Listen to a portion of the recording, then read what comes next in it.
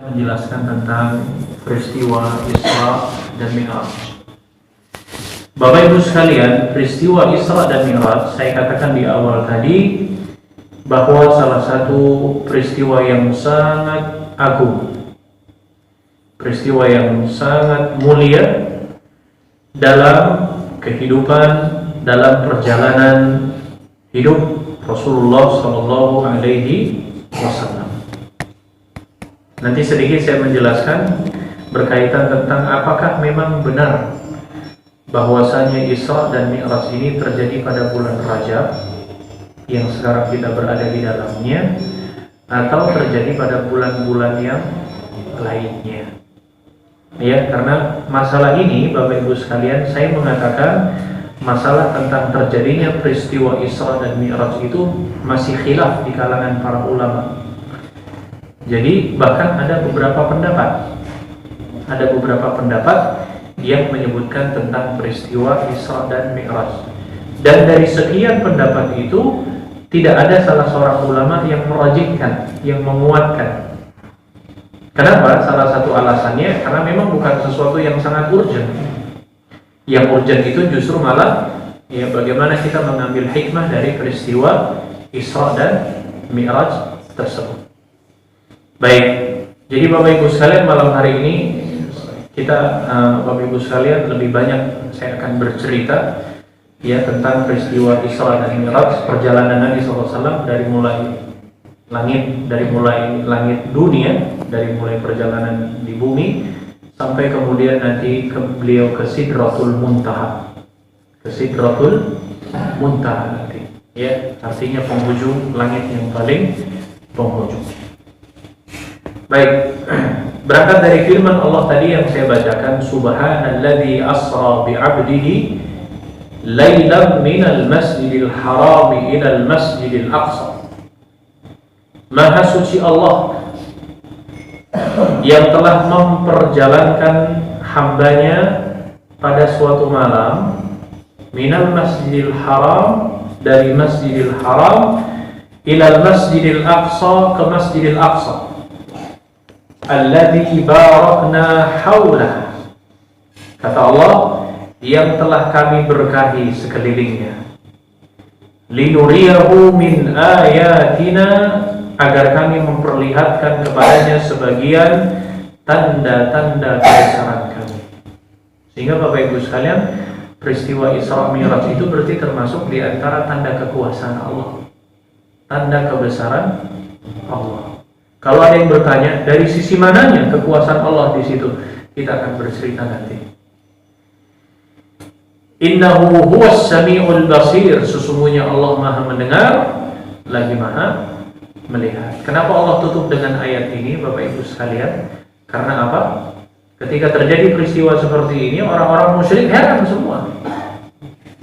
Ya, dapat informasi ke telinga mereka bahwasanya Nabi SAW telah melakukan perjalanan seperti ini hanya menghabiskan waktu satu malam. Dan kisah ini orang-orang musyrik bercerita kepada Abu Bakar, menceritakan kepada Abu Bakar tentang peristiwa yang dahsyat ini. Ya, apa kata Abu Bakar? Nanti saya akan singgung juga. Abu Bakar mengatakan, bahkan kalaupun kau bercerita lebih daripada apa yang kau sampaikan, maka Abu Bakar pasti akan membenarkan. Coba lihat bagaimana Abu Bakar. Jangankan yang namanya perjalanan hanya menghabiskan satu malam dari Masjidil Haram ke Masjidil Aqsa, Sidratul Muntaha, balik lagi ke langit bumi, cuma menghabiskan satu malam, dibenarkan oleh Abu Bakar. Bahkan mungkin lebih dari itu pun, kata Abu Bakar, saya pun akan membenarkannya. Nabi SAW. Ya, makanya Allah mengatakan, kalaupun orang-orang musyrik tidak mempercayainya, maka innahu huwas sami'ul basir, Allah yang mendengar, Allah yang menyaksikan yang demikian. Karena memang yang memperjalankan adalah Allah Subhanahu wa ta'ala. Baik, ayat yang selanjutnya saya sebutkan tadi di awal dalam surat An-Najm ayat yang ke-1 sampai dengan 18. Ini ayatnya cukup panjang. Wan najmi idza hawa ma dhalla sahibukum wa ma ghawa wa ma yantiqu 'anil hawa in huwa illa wahyu yuha, dan seterusnya. Nanti dibaca di rumah terjemahannya. Ya, insyaallah. Baik. Kita akan cerita. Hadirin sekalian yang dimuliakan Allah Subhanahu wa taala, banyak hadis yang sahih, banyak hadis-hadis yang sahih yang menyebutkan tentang kisah ini. Saya sebutkan ya, kisah ini disebutkan di dalam Sahih Muslim. Dalam sahihnya dikisahkan dari sahabat yang mulia Anas bin Malik radhiyallahu an, ya, bahwasanya Nabi SAW pernah bersabda. Saya langsung terjemahkan saja ya. Nanti ya kalau sekiranya mau disebutkan, sebutkan nanti potongannya, baru nanti saya terjemahkan. Disebutkan dalam hadis Anas bin Malik tadi, Rasulullah SAW pernah mengatakan bahwa pernah didatangkan kepadaku ya yang dinamakan dengan Burak. Didatangkan kepadaku Burak. Kemudian beliau mengatakan, yaitu beliau SAW menjelaskan hewan putih yang panjang. Kemudian lebih besar, akbaru minal himar, lebih besar dari keledai, ya. Akan tetapi asgharu minal bighal, lebih kecil dari bighal. Bighal tahu Bapak Ibu sekalian? Kayaknya pernah saya jelaskan. Belum ya? Kalau keledai tahu? Ya, keledai itu binatang yang Allah ciptakan tapi Allah benci suaranya. Lihat dalam surat Luqman, inna ankaral aswati la sautul hamir. Ya, sesungguhnya seburuk-buruknya suara itu adalah suaranya hamir. Hamir itu himar, keledai. Ada di antara Bapak Ibu sekalian yang pernah dengar suara ringkikan keledai? Ya, ya, nanti kalau yang punya gadget canggih buka di YouTube. Ya, tulis di situ suara keledai. Ya memang nggak bagus suaranya. Ya, ya, kurang lebih suaranya itu seperti pagar besi yang sudah lama karatan, tidak ada minyaknya. Ya, kemudian dibuka, nah seperti itu suaranya. Dulu zaman kami kuliah di Afrika, banyak itu keledai. Biasanya meringkik tengah malam atau menjelang subuh. Ya, kalau dalam hadis, kalau keledai meringkik itu berarti pertanda ada setan. Ya, walaupun kita nggak nyaksikan setan. Ya, itu ringkikannya, atau orang Jawa bilang medeni. Ya, yang nggak enak didengar. Makanya benar Allah mengatakan inna ankaral aswati la sautul hamir. Kalau keledai nggak usah dijelaskan. Jadi burak itu hewan putih yang panjang, lebih besar dari keledai, namun lebih kecil. Wa asgharu minal bighal. Bighal itu Bapak Ibu sekalian ada di dalam ayat kok dijelaskan. Wal bighal. Bighal itu perpaduan antara kuda dengan keledai. Ya. Kalau di sini apa namanya? Ya, bukan, maksudnya namanya apa? Jadi perpaduan Bapak Ibu sekalian antara kuda dengan keledai. Nah, kemudian kawin, nah muncullah itu yang disebut dengan bighal. Ya, ternyata Bapak Ibu sekalian bighal itu luar biasa, itu lebih kekar dari kuda. Ya, ketika saya zaman kuliah pernah bertanya, ini Masya Allah kudanya besar sekali. Maka salah satu kawan mengatakan itu bukan kuda. Kuda kalau dalam bahasa Arab namanya hison. Dia bilang itu bukan hison, itu bighal. Ya, jadi perpaduan antara keledai dengan kuda. Besar, gagah seperti itu. Ya, baik, kita lanjutkan. Kemudian meletakkan telapak kakinya di ujung pandangnya. Maksudnya langkahnya buruk ini sejauh mata memandang. Masya Allah. Ya, jadi ketika melangkahnya buruk ini, ya, langkahnya itu sejauh mata memandang. Berarti kalau kemudian sekarang zaman modern ini, kalau zaman metafisika itu, Bapak Ibu sekalian tahu senter? Ya, senter kalau dinyalakan sinarnya langsung.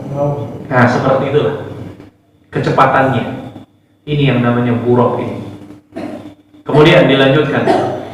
Maka kemudian kata Nabi SAW, saya pun menungganginya, ya, saya pun menungganginya sampai tiba di Baitul Maqdis. Ya, sampai tiba di Baitul Maqdis. Lalu kemudian saya mengikatnya di tempat yang digunakan untuk mengikat tunggangannya para nabi. Nah, ini salah satu pelajaran penting juga. Jadi Bapak Ibu sekalian, Baitul Maqdis itu di Palestina.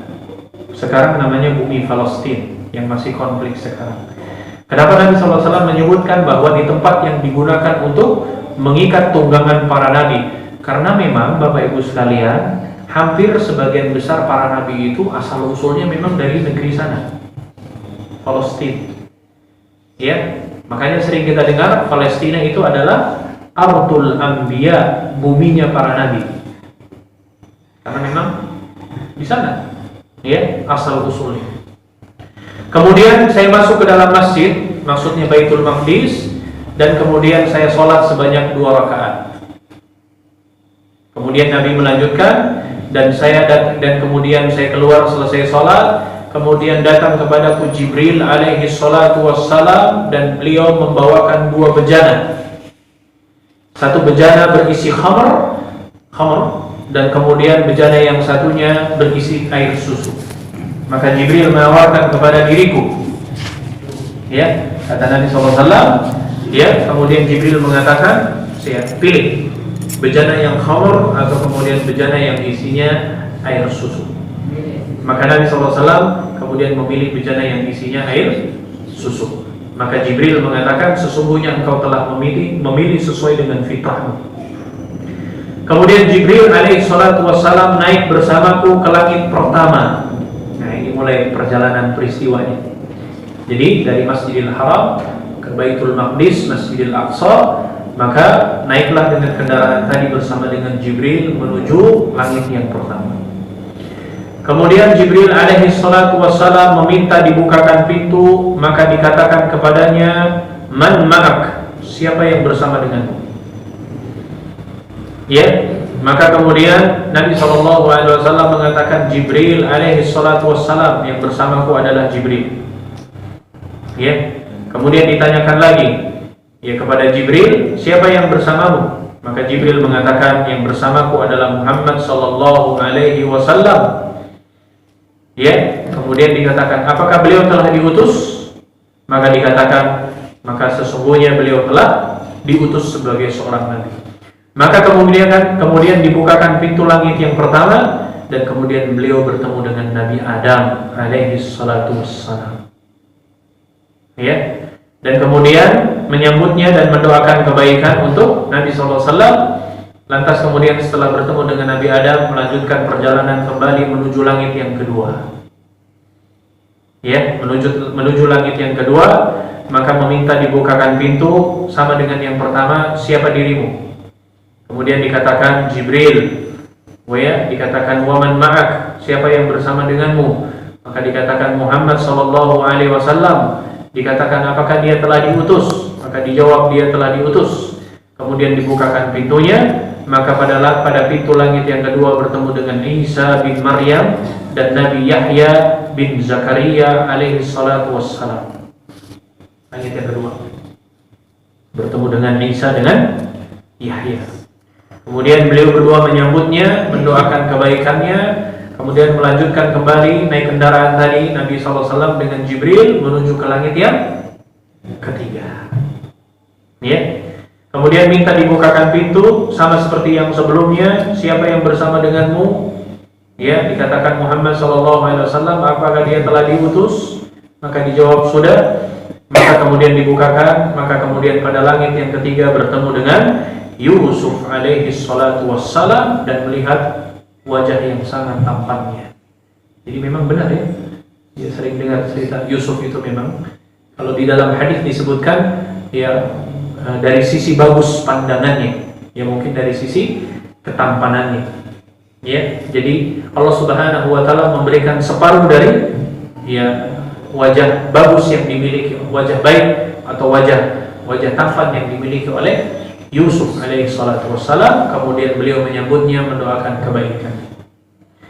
Kemudian lanjut, ya, Rasulullah SAW dengan malaikat Jibril menunggangi kembali, kemudian naik menuju ke ya pintu yang keberapa?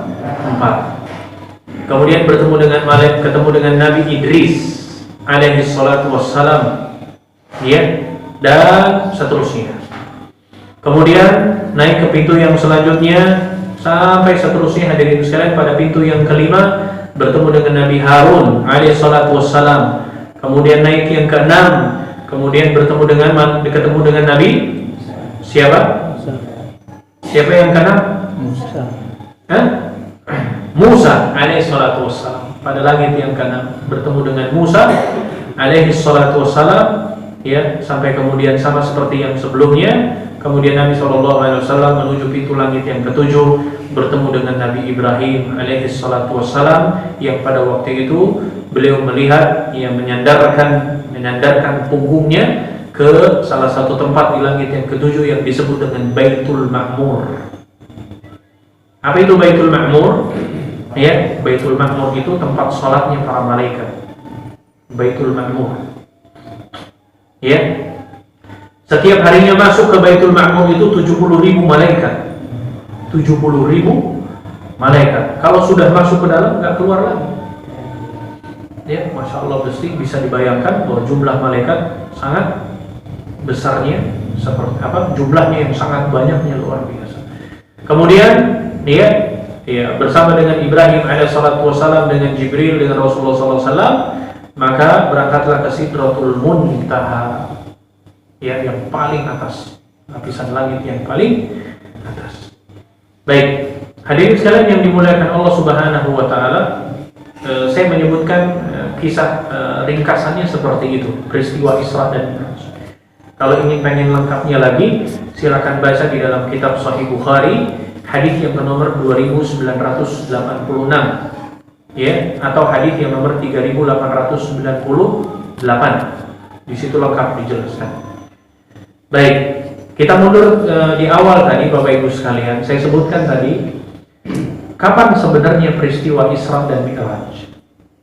Apakah benar peristiwa tersebut jatuh pada bulan Rajab, ya, atau jatuh pada 27 Rajab, yang hampir di semua kalender Bapak Ibu sekalian hari Sabtu kemarin semua tanggalnya merah. Ya, ada catatan kecil di bawah kalendernya, peringatan Isra dan Mi'raj. Maka saya katakan Bapak Ibu sekalian, dalam masalah kapan peristiwa ini terjadi, saya mengatakan ini masalah berbeda pendapat di kalangan para ulama. Ya, terjadinya perbedaan pendapat di kalangan para ulama. Saya hanya menyebutkan beberapa pendapat para ulama saja. Yang pertama, ada yang menyebutkan peristiwa itu terjadi pada tahun ketika Allah Subhanahu wa taala mengutus Nabi SAW menjadi seorang nabi, atau yang disebut dengan masa nubuwah.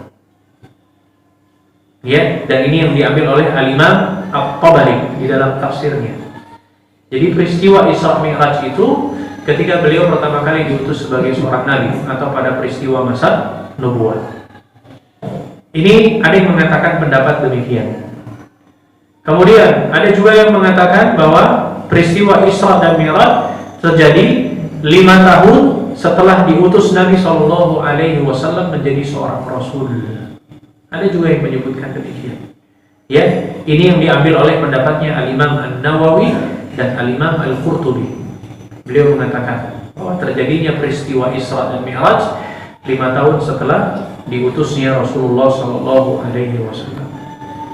Ya, ada juga yang menyebutkan bahwasanya Isra dan Mi'raj terjadi pada tanggal yang ditetapkan di kalender kita, 27 Rajab.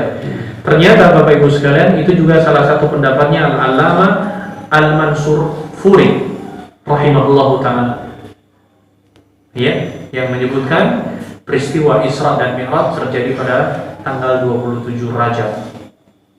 Ada juga yang mengatakan bahwa peristiwa tersebut terjadi 6 bulan sebelum Nabi SAW hijrah. 6 bulan sebelum hijrahnya beliau. Ya. Atau ya, kalau kemudian 6 bulan sebelum hijrahnya Nabi SAW, maka terjadi pada bulan Muharram tahun ke-13 setelah kenabian. Berarti bukan bulan Rajab. Ada yang menyebutkan demikian. Nah, hadirin sekalian yang dimuliakan Allah Subhanahu wa taala, ternyata terjadi perbedaan pendapat di kalangan para ulama.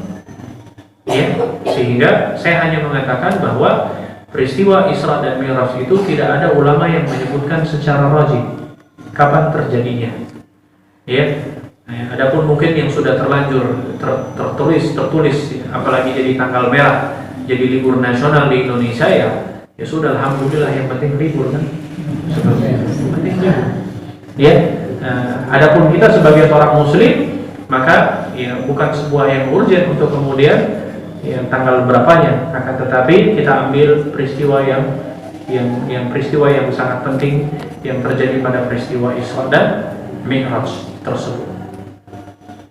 Bapak Ibu sekalian yang dimuliakan Allah Subhanahu wa taala, saya akan melanjutkan peristiwa Nabi Shallallahu alaihi wasallam, ya,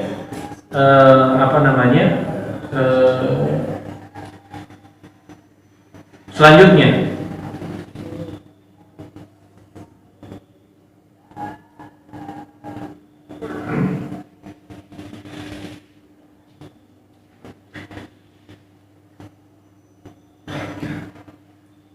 Apa hikmah terjadinya peristiwa Isra dan Mi'raj ini, hadirin sekalian yang dimuliakan Allah Subhanahu wa taala? Jadi hikmah peristiwa Isra dan Mi'raj ini adalah langsung Allah Subhanahu wa taala yang memerintahkannya kepada nabinya sallallahu alaihi wasallam. Nah, perlu sedikit saya menjelaskan, hadirin sekalian yang dimuliakan Allah Subhanahu wa taala, kenapa muncul penamaan tentang Isra dan Mi'raj. Tentunya dari istilah ini kita harus memahaminya dengan baik, sehingga tahu apa itu Isra. Bapak Ibu sekalian, Isra itu, ya, bahasa Arab itu, ya, Isra berasal dari kata Sara. Isra berasal dari kata Sara, yang maknanya kalau di dalam kamus bahasa Arab itu maknanya adalah perjalanan di waktu malam hari. Ya, perjalanan di waktu malam hari. Sehingga Bapak Ibu sekalian, ketika Allah mengatakan subhanalladzi asra bi 'abdihi lailan, ya, Allah tegaskan kembali, maha suci Allah yang telah memperjalankan nabinya, memperjalankan hambanya lailan, pada malam. Karena memang sar itu perjalanan yang dilakukan pada malam hari. Ya. Nah, secara umum kalau perjalanan di luar pada malam hari, orang kadang menyebutnya sebagai safar. Biasanya begitu. Jadi kalau siang, pokoknya selain malam, ya, orang menyebutkan safar. Tapi kalau kemudian melakukan perjalanan di malam hari, orang menyebutnya sara atau isra namanya. Jadi Isra secara istilah syar'i adalah perjalanan Rasulullah Sallallahu Alaihi Wasallam bersama dengan Jibril dari Mekah ke Baitul Maqdis, atau kalau dalam ayat tadi, asra bi 'abdihi lailan minal masjidil haram ilal masjidil aqsa. Yang dimaksud Aqsa Baitul Maqdis, Palestina yang sekarang masih konflik, Palestina. Ya, makanya Allah mengatakan alladzi barakna hawla. Jadi Bapak Ibu sekalian, Palestina itu banyak sejarahnya. Makanya beberapa bulan yang lalu ingat, ya, ketika kemudian ada orang-orang Yahudi mengatakan bahwasanya ibu kotanya Palestina adalah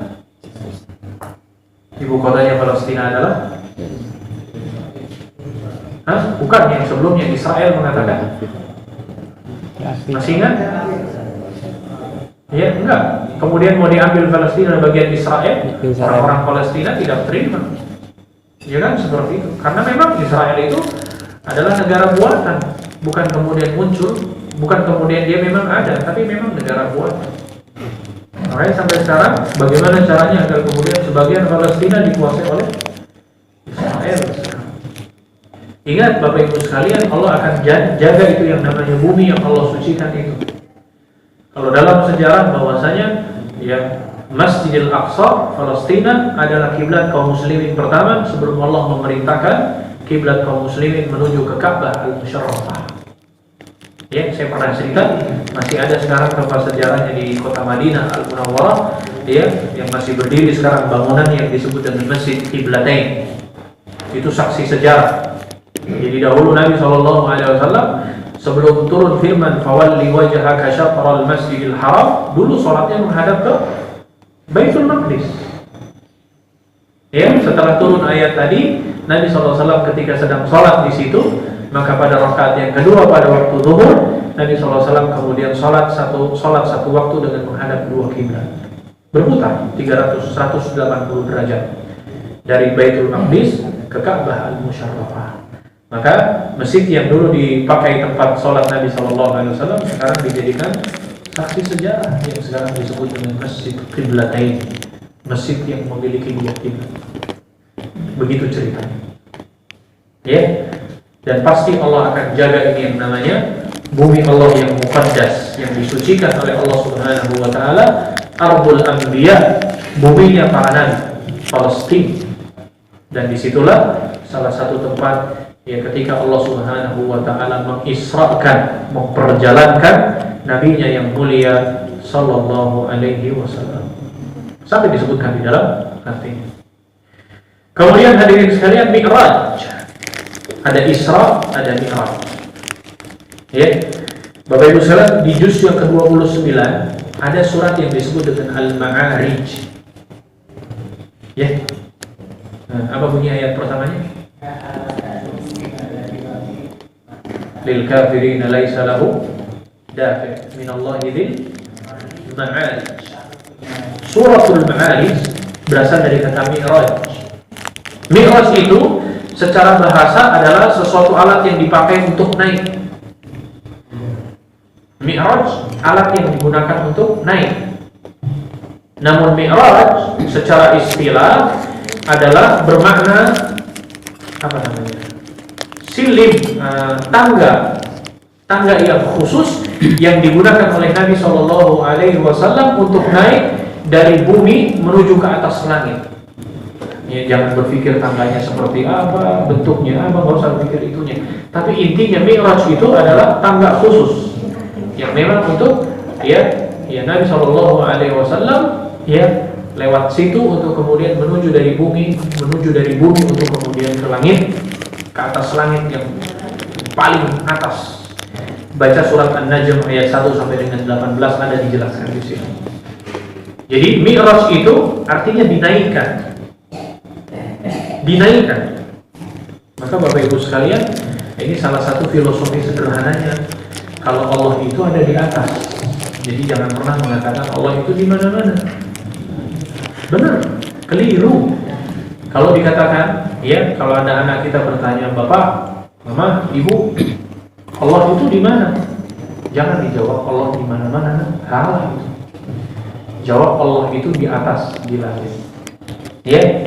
Nah, salah satu di antara mengambil contoh sederhananya, ambil peristiwa Isra dan Mi'raj. Kenapa ada kemudian Mi'raj? Mi'raj itu dinaikkan. Nabi SAW naik ke atas. Berarti yang namanya naik itu dari bawah ke atas. Berarti Allah itu ada di atas. Kan begitu. Mi'raj. Filosofi sederhananya demikian. Logika sederhananya bukan filosofi. Ya, kalau mau ditanya lagi apa buktinya Allah itu berada di atas? Coba Bapak Ibu sekalian kalau berdoa. Pasti tangannya begini. Benar? Meminta kepada yang di atas. Andaikan Allah itu berada di mana-mana, pasti posisi tangan kita beda-beda semua. Ada yang ke kanan, ada yang ke kiri, ada yang mungkin balik ke bawah. Tapi kita meminta zat yang berada maha tinggi. Mi'raj dinaikkan. Yang namanya naik dari bawah ke atas. Maka Isra dan Mi'raj, perjalanan seorang hamba Rasulullah dengan malaikat Jibril dari Masjidil Haram ke Masjidil Aqsa, karena dua tempat ini, Masjidil Haram dengan Masjidil Aqsa, ini dua-dua tempat yang punya sejarah yang luar biasa. Sebelum kiblat kaum muslimin menuju ke Ka'bah di kota Makkah Al-Mukarramah, maka sebelumnya adalah di Baitul Maqdis.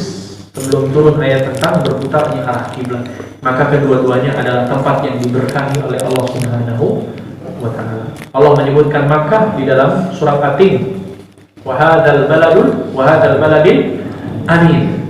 Ya, kota yang paling aman. Bapak Ibu sekalian, di dunia kota yang paling aman itu Mekah paling aman.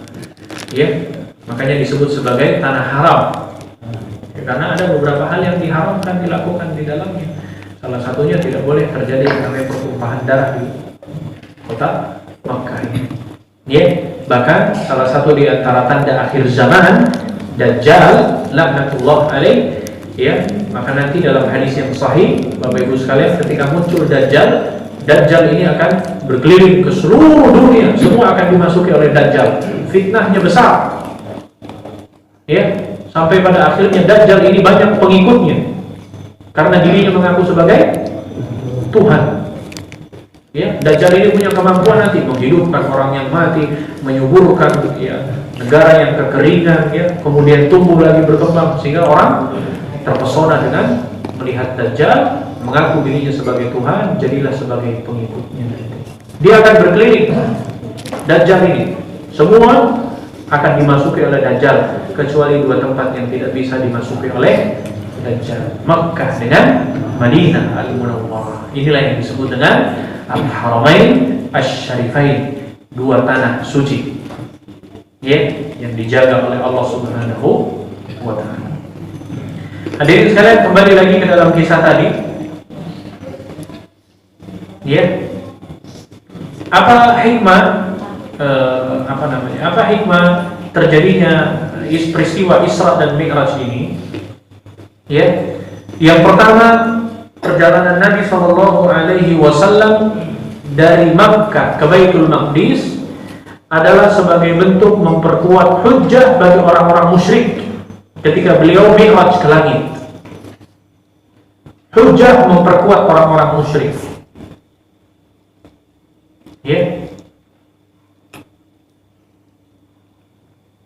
Karena kalau kemudian peristiwa cuma di Mi'rajkan saja, mungkin orang-orang musyrik lebih banyak nggak percaya. Tapi hujjah bagi orang musyrik ketika diisrakan terlebih dahulu, perjalanan dulu, daratan dulu, baru kemudian dinaikkan. Seperti itu. Yang kedua, hikmahnya peristiwa Isra dan Mi'raj ini adalah untuk menampakkan hubungan yang dekat antara Makkah dengan Baitul Maqdis, yang kedua-duanya merupakan kiblatnya kaum muslimin. Itu yang tadi kita singgung di awal. Fawalli wajhaka syatral masjidil haram haitsuma kuntum fawallu wujuhakum syatrah. Ketika turun ayat ini, berputarlah kemudian arah kiblatnya menuju Makkah Al-Mukarramah. Yang ketiga, hikmahnya untuk menunjukkan, menampakkan keutamaan Nabi SAW dibandingkan dengan Nabi yang lainnya. Salah satu di antara bentuk kenapa Nabi SAW di antara Nabi yang paling utama di antara Nabi yang lainnya, karena Allah turunkan mukjizat bersamanya berupa Al-Quran. Jadi Bapak Ibu sekalian, segala sesuatu yang bersinggungan dengan Al-Quran pasti istimewa. Benar? Contohnya, ada yang bisa memberikan contoh? Satu contohnya, Allah Subhanahu wa taala menurunkan Al-Quran kepada Nabi SAW, sehingga Nabi Muhammad menjadi Nabi dan Rasul yang paling utama karena bersinggungan dengan Al-Quran. Contoh satu. Yang kedua, kenapa bulan Ramadan Allah istimewakan dari bulan-bulan yang lain? Karena Al-Quran diturunkan pada bulan Ramadan, berarti punya hubungannya dengan Al-Quran, bersinggungan. Jadilah bulan yang istimewa. Contoh ketiga,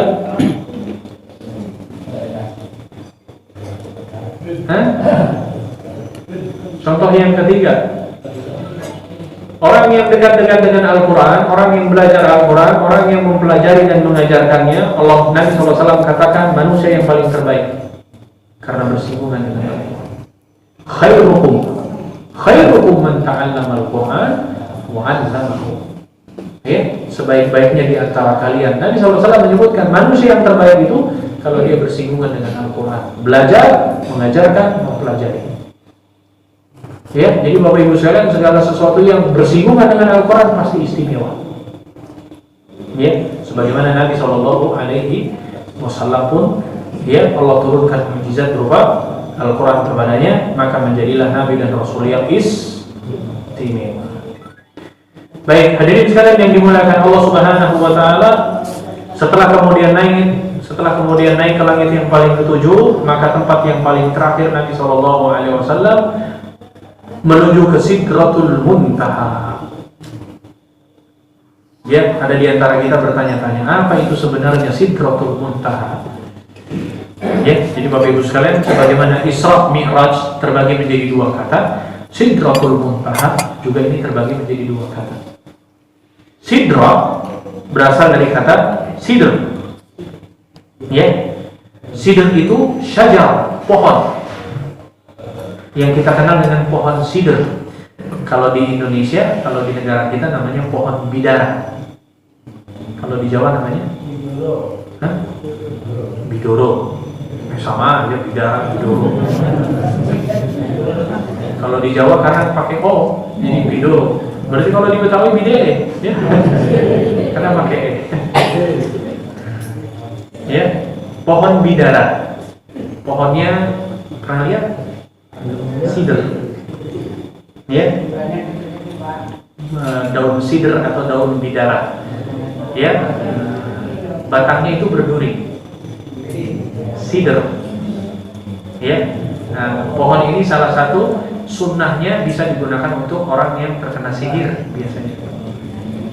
Ya, caranya dikumpulkan itu daun bidaranya, kemudian digerus, kemudian dicampur satu, ya, air di ember dicampur. Bagi orang yang terkena sihir, coba dimandikan. Insya Allah atas izin Allah sembuh. Bukan hidup lagi, sembuh. Daun sidr namanya. Ya, maka dikatakan sidroh. Sidroh itu pohon besar. Ya, jadi sidroh itu pohon besar, dan pohon ini letaknya adalah di langit yang ketujuh, paling atas. Dan dia adalah pemisah nanti. Nah, itu yang disebut dengan sidr. Jadi pohon besar. Baik, muntaha, Bapak Ibu sekalian, muntaha itu berasal dari kata intiha yang maknanya adalah finish, akhir, selesai. Jadi kalau dikatakan muntaha berarti memang batas akhir. Jadi batas akhir sebuah perjalanan dari peristiwa Nabi SAW, dan tidak ada satupun makhluk yang pernah melewatinya kecuali Rasulullah SAW. Ya boleh garis finish, nggak apa-apa. Yang penting sidratul muntaha. Sidrah itu pohon besar, muntaha memang akhir dari perjalanan.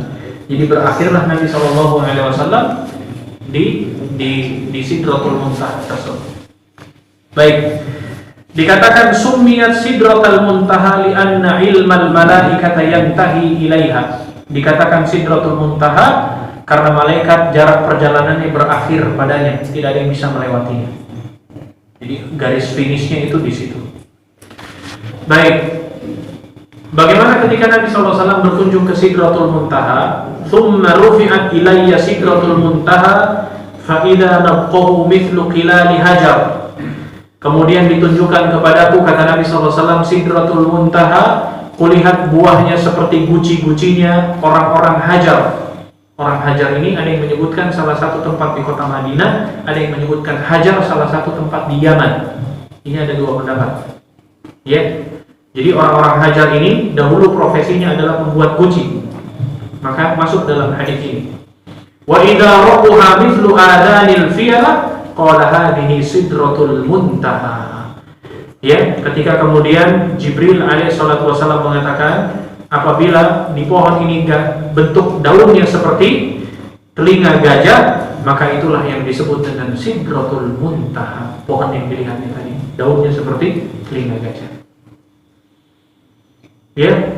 Kemudian lamma usriya bi Rasulillah sallallahu alaihi wasallam intuhiya bihi ila sidratul muntaha wa hiya fis sama'i sadisa ilaiha yantahi ma yu'raju bihi minal ardi fayuqbadu minha wa ilaiha yantahi ma yuhbatu bihi min fawqiha fayuqbadu minha qala idh yakhsha sidrata ma yakhsha.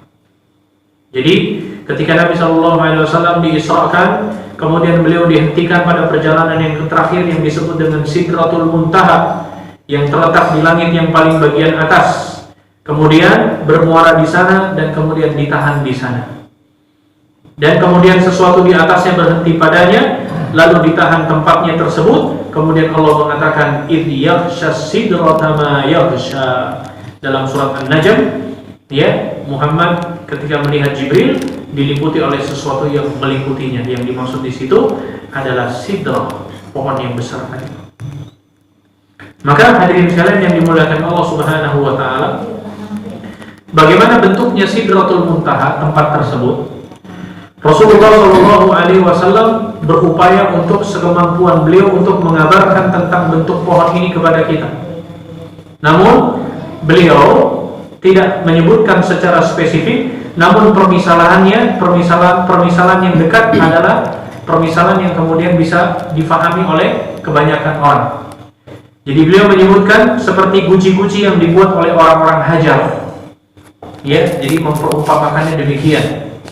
Sebagaimana hadis yang disebutkan tadi.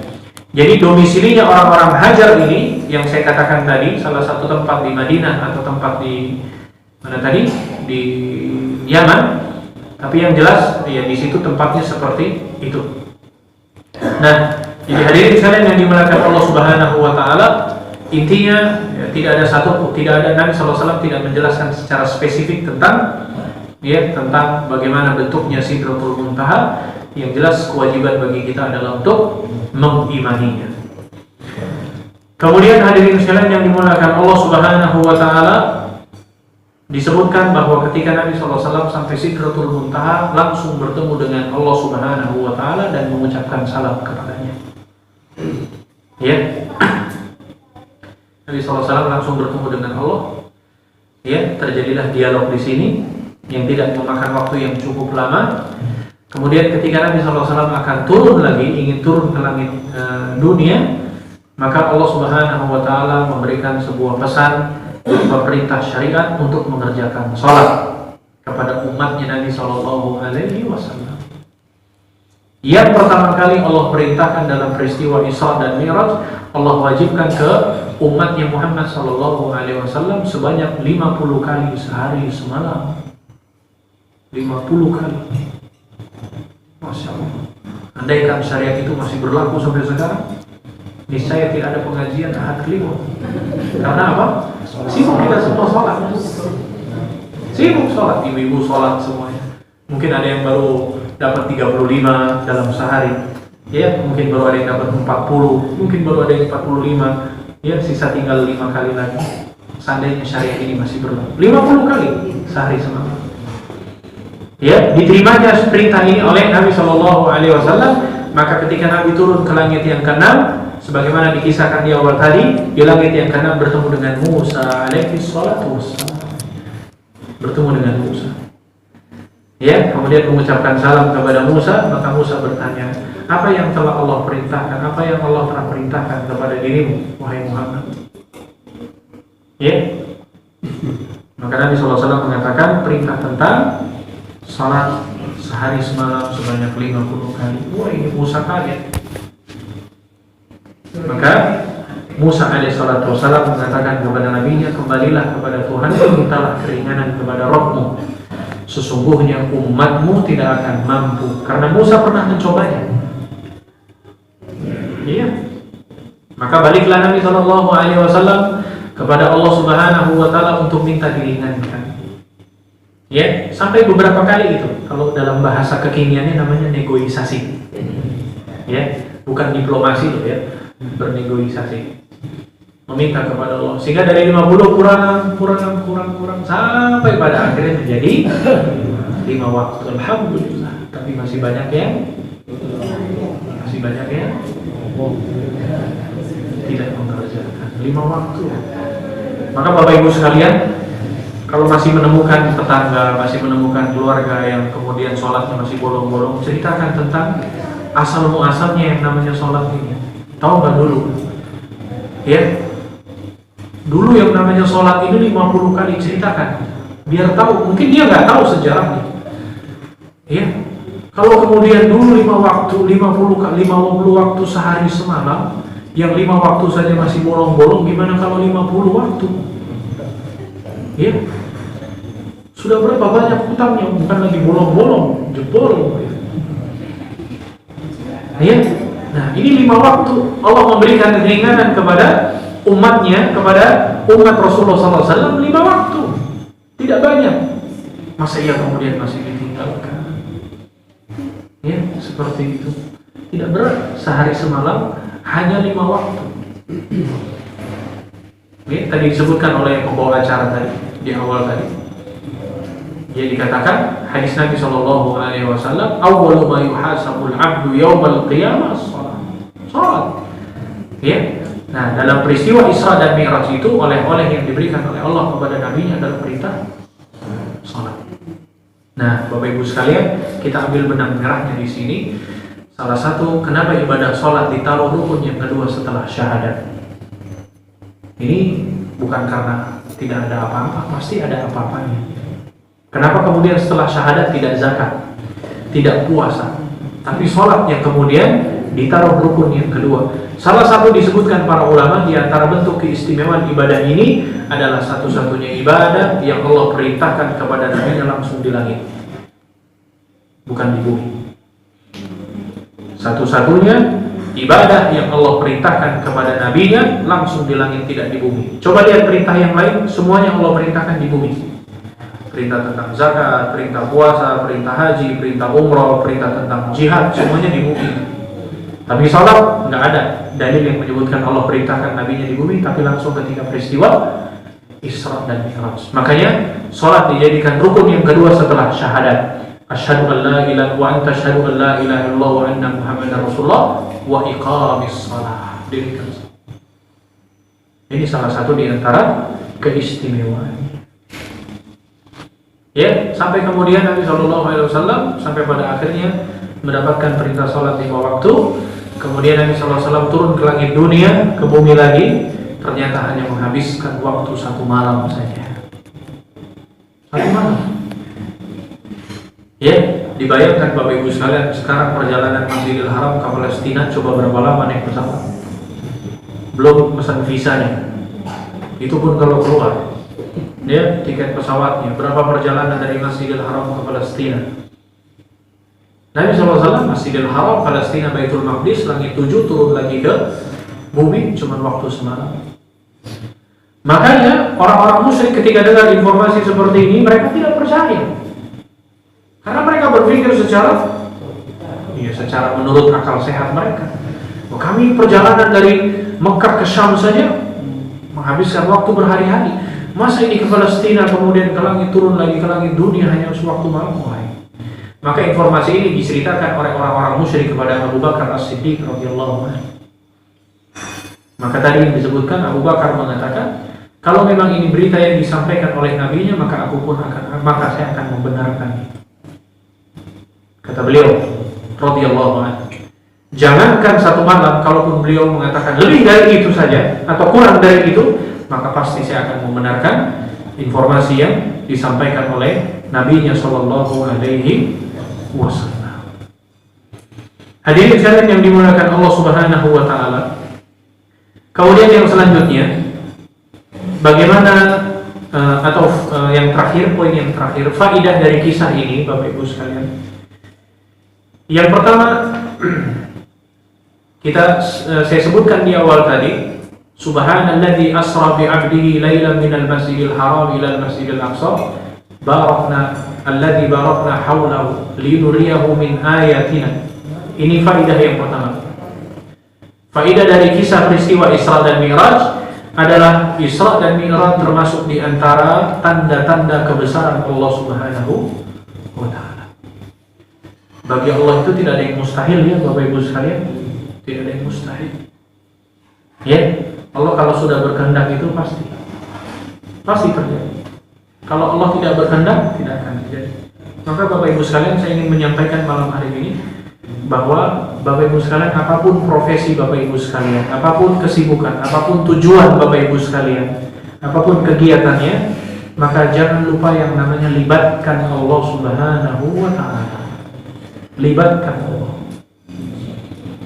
Ya, yang bapak-bapak aktivitas berangkat dari pagi, pulang sore hari, berangkat kerja, libatkan dalam pekerjaan, libatkan Allah Subhanahu wa taala agar tahu pekerjaan itu. Ketika kemudian ingin melakukan hal-hal yang bertentangan dengan syariat, ingat kepada Allah Subhanahu wa taala. Ya, pekerjaan yang barakah, maka hasilnya juga akan barakah. Libatkan Allah. Ada seorang pemuda yang kemudian ingin menikah.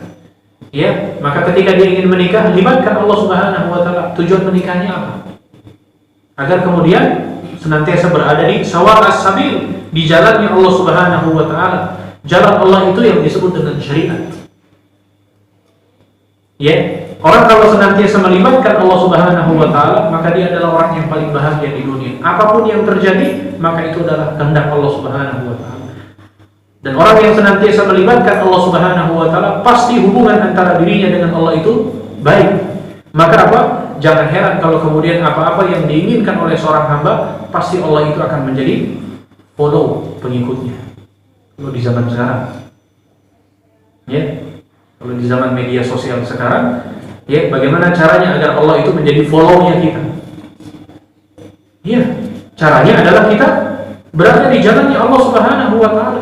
Tapi kalau kemudian bukan lagi di jalan sawa as-sabil, bukan lagi di jalan Allah Subhanahu wa taala, menyimpang dari jalan Allah, jangan heran kalau kemudian suatu ketika Allah Subhanahu wa taala akan muncul unfollow, tidak lagi mengikuti kita. Kirim pesan, centangnya cuma satu, nggak dibaca kan?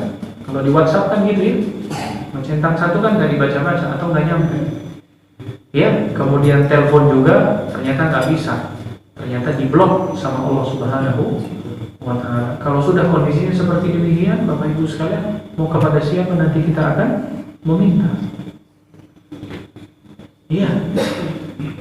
Jadi faedah yang pertama bahwa peristiwa Isra dan Mi'raj adalah di antara tanda-tanda kebesaran Allah Subhanahu wa taala. Yang kedua, faedah dari peristiwa ini menunjukkan bahwasanya keutamaan Nabi sallallahu alaihi wasallam ya di atas seluruh nabi dan rasul sallallahu alaihi wasallam yang lainnya.